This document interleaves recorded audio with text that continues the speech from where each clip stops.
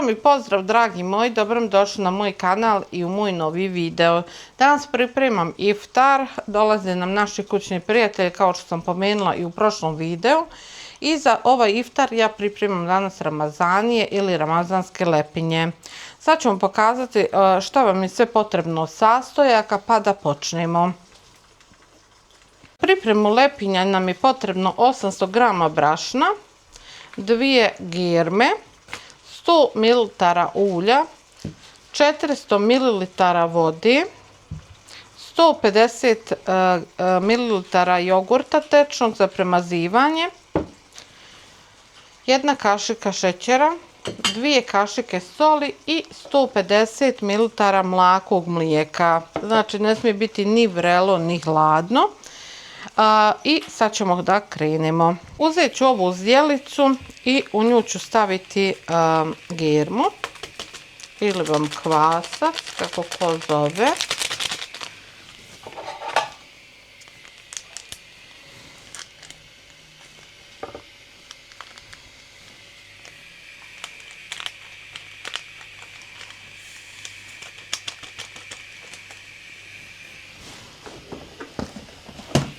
Dodajemo 1 kašiku šećera i preljevamo sa mlijekom.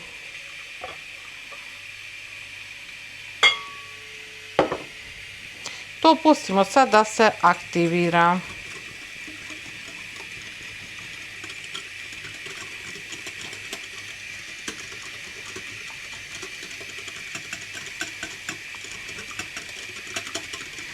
Ja uvijek dobro izmiješam kako bi se lakše aktiviralo. U pozadini ako čujete neku buku, to je prijeti slonac, pravim gulaš. Dok se kvasac aktivira, ja ću da u ovu zdjelu stavim brašno. Znači neću svo brašno, nešto i ostatak ću kad budem radila sa njim. Pošto radim dugi niz godina ove lepinje, radim odokativno tako da znam otprilike koliko mi sad treba brašna. Dodat ćemo ulje, dodat ćemo sol,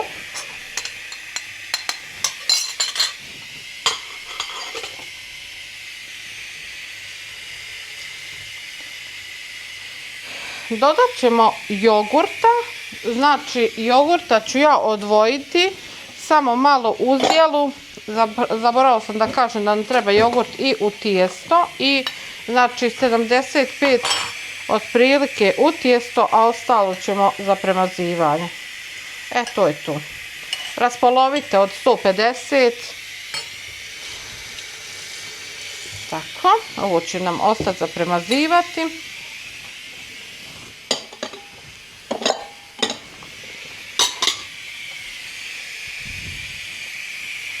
Dodajemo vodu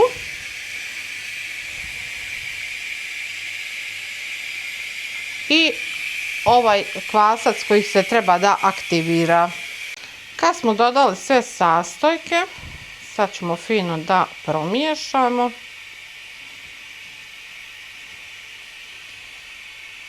I ja ću dodati usput i aktivirani kvasac.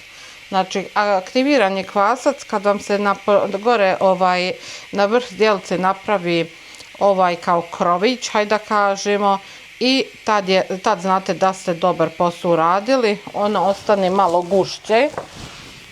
Ne znam da li sam dobro, uglavnom gušće ostane, tako da znate. I sad ćemo fino da umjesimo tijesto.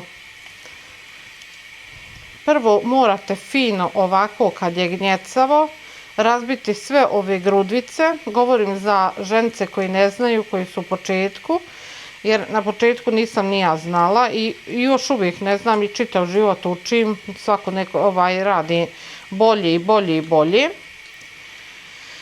Tako da, eto sad sam, što viče, kad sam ušla u neke godinice, naučila kako šta.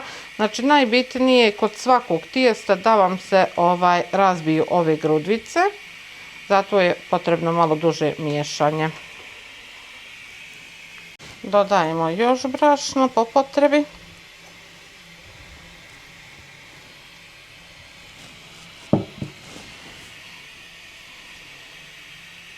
tako budu lijepe i tijesto bude stvarno fino i mora biti onako malo, da kažem, gnjecavo.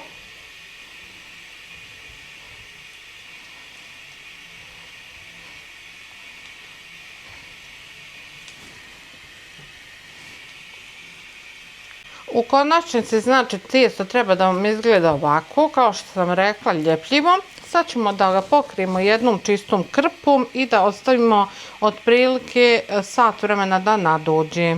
Dok se tijesto odmara, ja ću da uzmem 2 kg limuna, jer nam zaista treba puno. I sad ću ga potopiti u sodu bikarbonu da ostoji, jer pripremam jednu predivnu limunadu. Ako ste nekad pili limunadu u slastičarnoj, to je ta limunada. Eto ga, to je to. Znači, najprije stavim limune u sodu bikarbonu kako bi očistilo se lijepo, jer ide sa korom.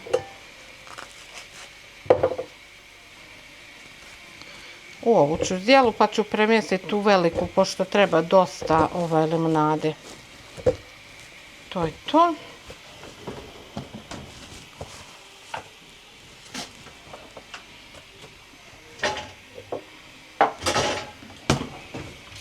Sad ću da sipam vruću vodu i preko da stavim sodu bikarbonu i ponovo ću vam se javiti. Ovako, dragi moji, prije nego što krenemo da pravimo lepinje, ja ću vam snimiti kako radim proceduru sa limunom. Kad je ostao limun u sodi bikarbonu i dobro ga oprali, osjeti se tačno pod rukom da je čist i opran. Izrežite ove krajeve na svakom.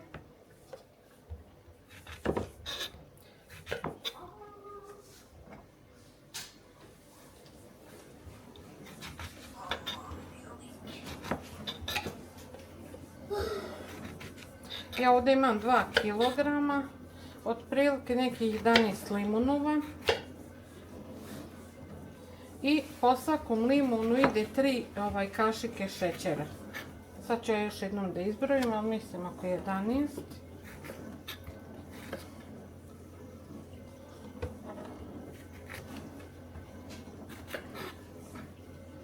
Gledajte uvijek kad kupujete limun da vam je krupan i sočan, da nije suh.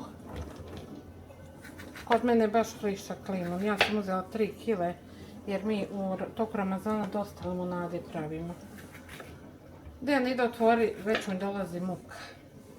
3 sata ljudi, a već mi dobro nije, čini mi se da će mi glava zaboliti. Ja se nadam da neće, ako Bog da ću moći izdržati.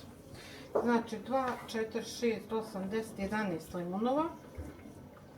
I ja ću sad da... A nije da otvori ta balkonska vrata, ženo. Sad siječem ovako na kockice. I ubacujem u zdjelu. Treba vam ovako velika zdjela. Jer ćete u njoj sve raditi taj proces.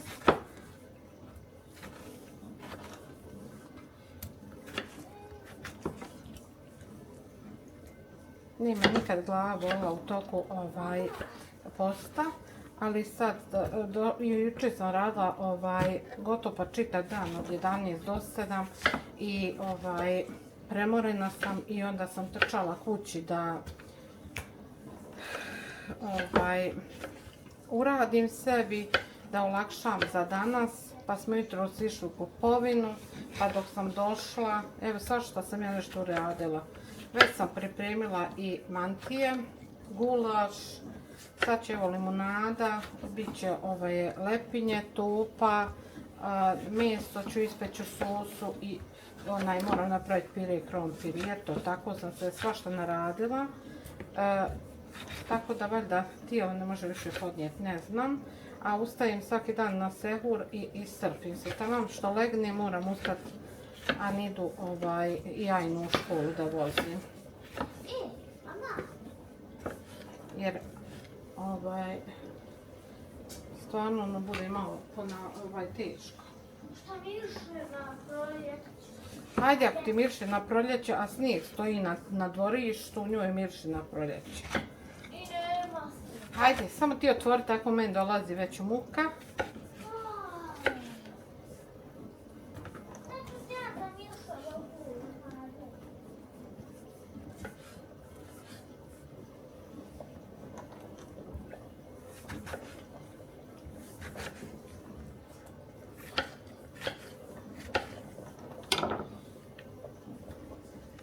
Ubacite šećer u limunadu, fino je promiješajte,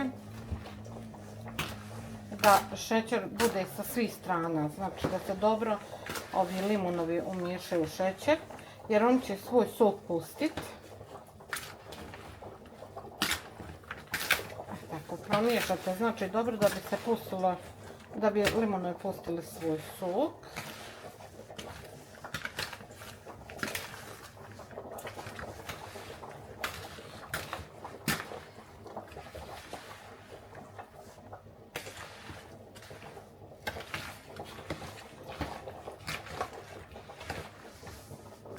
Sve osađu na stranu pa da pravim lepinje i poslije ću vam pokazati daljnji proces što se tiče limunade.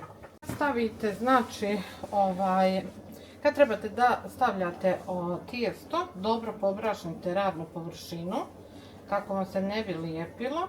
Ja sam vam rekla da je tijesto skroz ljepljivo i sad ću vam pokazati šta ćete i kako odraditi dalje.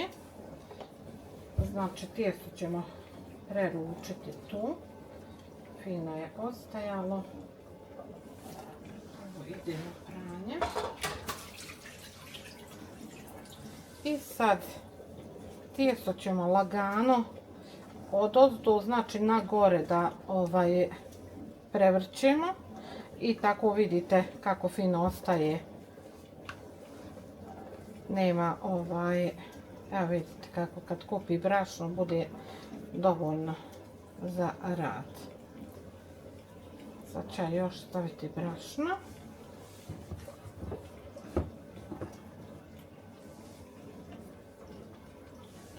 Tako.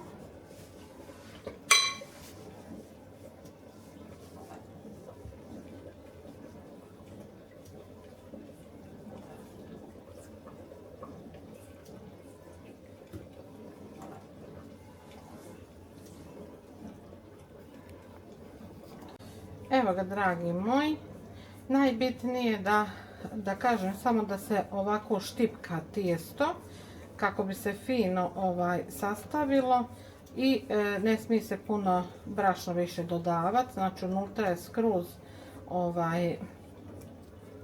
mekano, vidite kako je, samo okolica mora biti sa dosta brašna obrađena. Eto, to je to. Sad ću ovo da prebacim.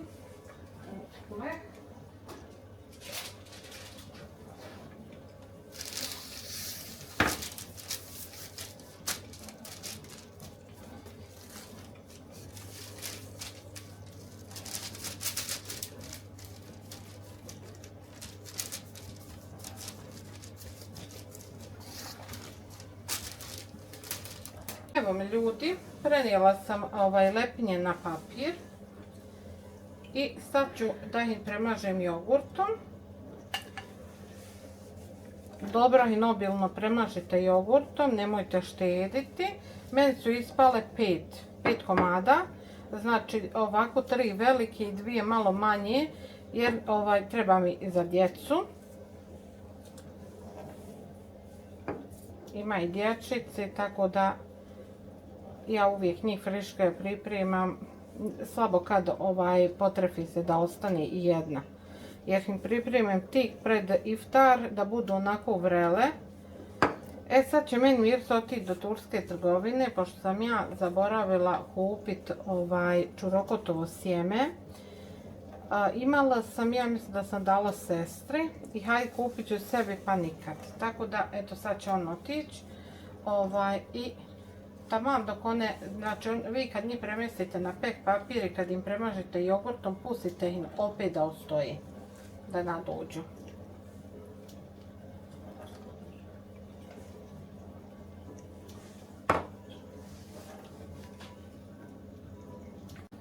I ovdje imam evo 3 i njih ćemo da dobro premažemo. I to je to. Sad će one malo stoje dok mi se donese čuroku da samo pospem i eto ga. Idu na pečenje malo prije iftara, kao što rekao. Sad ću da se bacim na pripremu supe i da vam pokažem ovaj zadnji dio limunade. Pripremit ću salatu i to je to.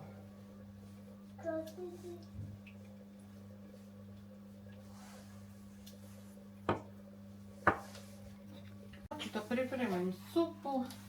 Ajde ovako se malo. Ne znam, vidi se ovom kod turke kuhaju onaj čurok. Ako on izađe... Hoće izaći, hajde idi, samo nemoj mi. Kad ti izađe... Sad ću da očistim povrće.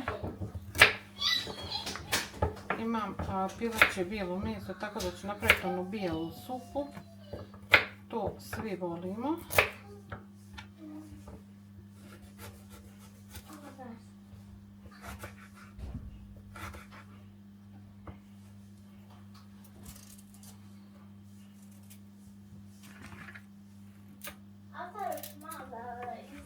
Hajde otvori, jer sam gotovo upala.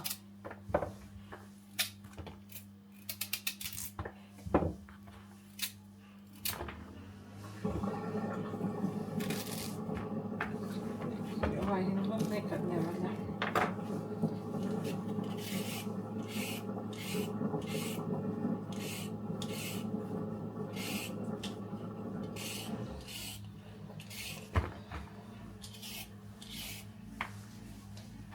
Dragi moji, ja sam zasjekla ove lepinje sa tupim dijelom noža, napravila ove kockice i posula sa čurokotovim sjemenom i zagrijala dobro rirnu i sad će one da idu da se peku. A u međuvremenu dok se peku, ja ću da pripremim limunadu. Evo vidite koliko je limon pustio svoj sok. I sad ću ja dalje da nastavim. Znači da uzmem ovaj štapni mikser, da izmiksam malo limun i onda idemo dalje u proceduru. Htjela sam mikserom da samelje, hajde da kažemo, ovaj limun.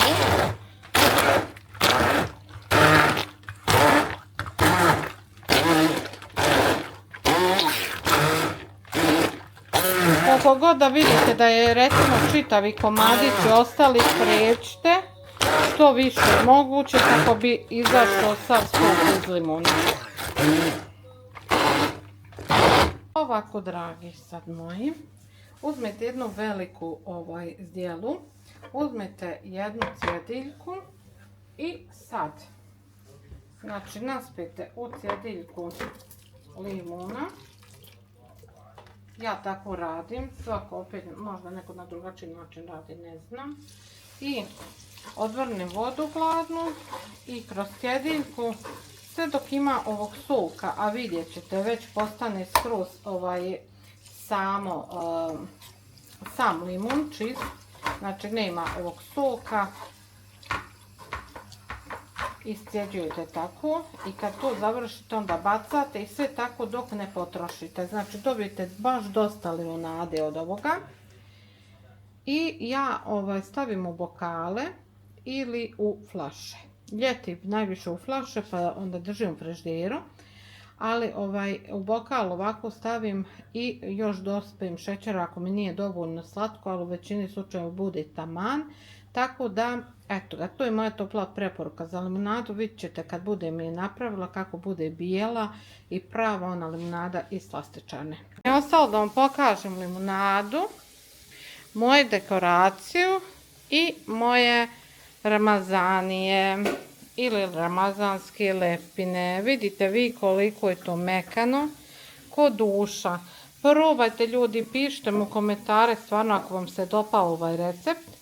Ja se još neću odjaviti, tako da eto, čekamo sad iftar, evo u Bosni je već i čekamo prijatelje da dođu. Javljam vam se posle.